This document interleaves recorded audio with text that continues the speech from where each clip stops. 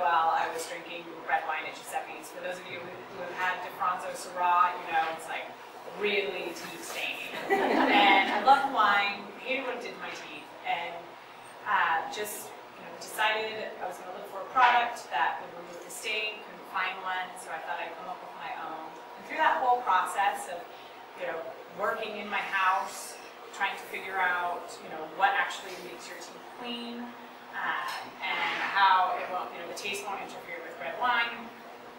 I mean, I kind of took it on as a full-time job without any income, and so I was totally broke. And my girlfriend was also starting a business. She was totally broke, and so we were, pull our food resources together and make sandwiches. And then we thought if we heated them up, that we would, we weren't like college kids anymore. We were actually having a live meal, made us feel better. But really, you have to, there, or at least for me, my journey, it's definitely not without making some sacrifices, financial, time, social, but you just have to try it. You can't. I think the one thing that that is important is actually just moving forward. Like, we can talk ourselves out of anything because there's always going to be all of these things that could go wrong or that you're up against.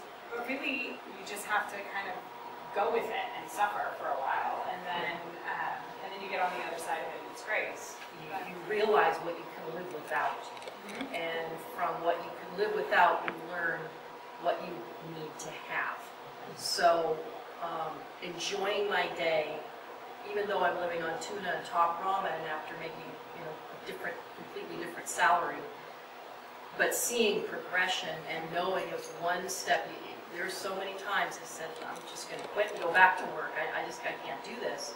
But just like you're saying, it's one step, and then you start counting your wins and start going, okay, this feels, it's a huge sense of accomplishment. I was fortunate enough, I didn't really start, on my own, and I didn't this wasn't my idea. My co-founder, Robert Zaks, came up with the idea, and he was in his parents' backyard for 2 years, building systems and trying stuff, and I was introduced and came onto the team 2 years later.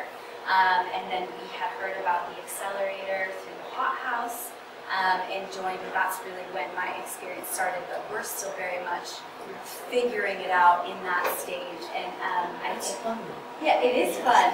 It's fun, and it's an adventure because he is my business partner and he's my partner outside. So there's something very cool about collaborating and